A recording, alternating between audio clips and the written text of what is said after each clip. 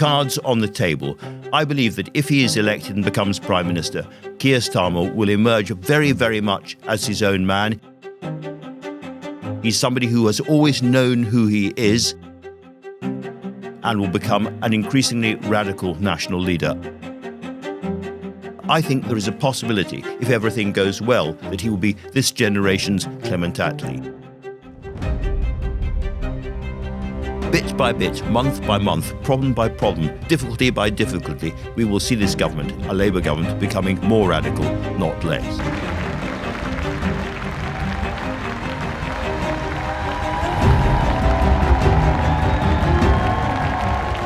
So we're starting this week with something I have simply observed, which is the current smooth ubiquity of Peter Mandelson. Wherever you see Keir Starmer these days, Peter Mandelson is only a few steps behind, it seems. Peter Mandelson is watching him from the gallery of the House of Commons when Starmer is performing at PMQs. Peter Mandelson is in the front row when Starmer is launching one part of his new missions, and so on. Peter Mandelson is at almost every Labour Party social gathering of one kind or another that I can remember.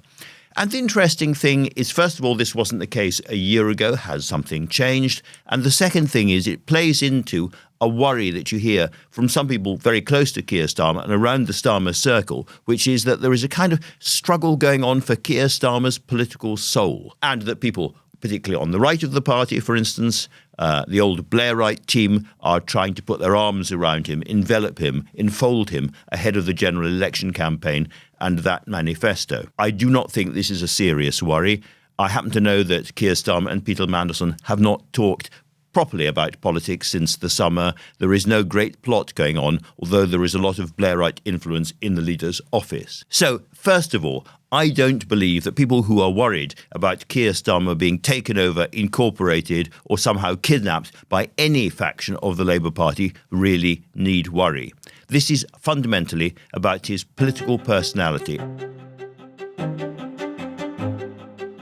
First of all, he is not a lifelong politician who enjoys faction fighting or has teams, apart from football teams. He dislikes political factionalism quite deeply.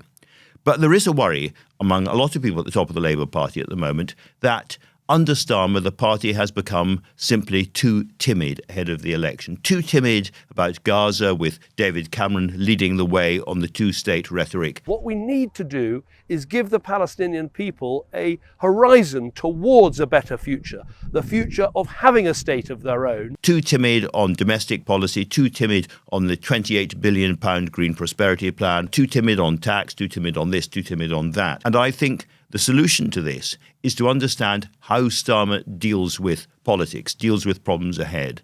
And I've talked to quite a lot of people around him, and what the picture that I get is consistent, which is that he sees a problem ahead. He's obsessed with winning. So we're winning and winning well in the areas that will be the battleground seats, and it's the why that matters as well. So when his Tory critics say, oh, he's a flip-flopper. So Keir gives flip-flops a bad name, not that I wear them personally. He'll do anything to win. So Keir wakes up and asks himself, what am I going to believe today? They get one thing right. He will do almost anything to win. He is obsessed with winning, this man. So as with his football games, where he's constantly adjusting the angles, looking at the goal, working out how to get round people, he thinks of the next problem ahead, the next challenge. And the next challenge right now, the only challenge right now, is winning the general election. And neither Keir Starmer nor the people around him, like Morgan McSweeney, his campaign manager, really believe these huge poll leads they're seeing at the moment. They think the country is sceptical about politics, quite depressed, quite volatile, and these huge leads can vanish very quickly. So they are being hyper-cautious, hyper-focused on groups of formerly Conservative switch voters. They're very, very concerned not to put these people off, not to let the Conservative Party run a tax and spend election, because they know time and time again, if it's a tax and spend election, Labour loses it. And so they are being cautious. They're being cautious because they're focused on that election. Now, you and I might disagree about that policy. We might think, for instance, that the lack of hope, the sort of really corrosive despair in the country is such that the Labour Party now needs to offer much more positive optimistic, hopeful political agenda. But nonetheless, these people are the professionals. They presumably know their game. They've chosen their tactic. It isn't going to change now. Now, if that sounds a tad depressing, I must confess one thing straight out. I have the worst possible quality for a political commentator, namely that I am an incurable optimist. And what I believe is that because Starmer looks at the next problem and forgets very quickly the problems behind him, the last goal in the last game doesn't matter at all. It's the next one that counts.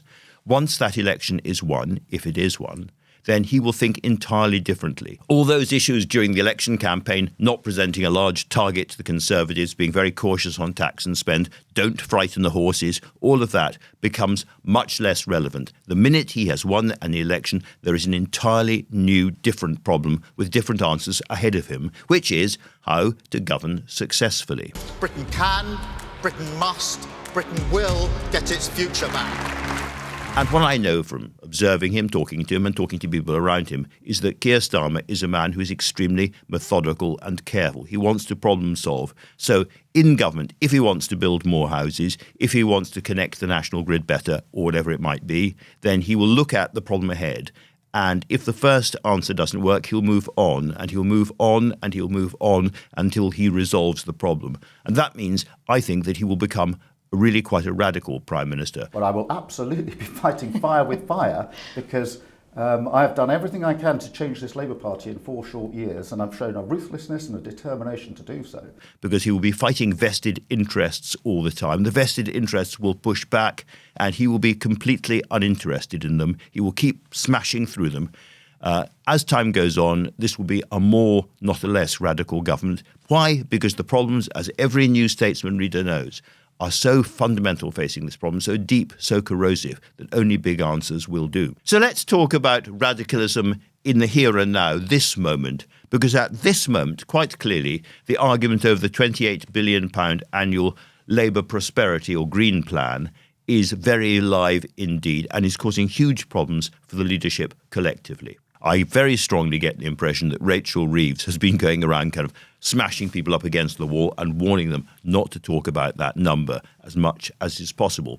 And I do understand why. The Conservatives have an entire political plan designed to wrong-foot Labour during an election campaign based around that number, alleging that Labour will have to raise taxes very hard or else borrow an awful lot and therefore push interest rates up, push mortgages back up again. To increase spending by 28 billion, if you're going to stick to fiscal rules, as the party opposite claims they will do, would mean increasing income tax by 4% or increasing the corporation tax that they say they're going to cap by 8%. Wow. That is the Tory plan, and therefore I completely understand why Rachel Reeves does not want to talk about the figure. The problem, of course, is that the £28 billion is not only the path to net zero for a future Labour government, it is also the prosperity plan. It is also the growth plan. For one thing, I am pretty sure that Keir Starmer is a bit more radical about all of this than is his shadow chancellor. I think he does believe that it is absolutely essential for a future Labour government to have at its centre a green growth or prosperity plan that will involve quite a lot of money and that they shouldn't pull away from this. He said not that long ago, if the Conservatives want to have a fight about borrowing to invest in the future of this country, bring it on. That's a fight I want to have. I say, bring it on! Bring it on! So there is a difference, I think, there between him and Rachel Reeves, but I don't think it really tells us much about the future direction of a Labour government now, because this is all through the prism of that first problem, how do you win the election? It's not really about the second problem, which is how do you govern? Now, of course, the two have to be put together a bit. They can't simply tear up the manifesto on the day that they are elected, if they are elected. But I think bit by bit, month by month, problem by problem, difficulty by difficulty, we will see this government, a Labour government, becoming more radical, not less. I think the instinctive inner Starmer, which, unlike Tony Blair, never really admired the free market, doesn't really admire buccaneering tycoons, doesn't like hanging around with the super rich. He's not that kind of man. He's somebody who comes from public service, state service, who admires the state and who has quite strong views about the disrespect shown to working class people. He's a very different politician, and I think that Starmer will emerge if he's elected.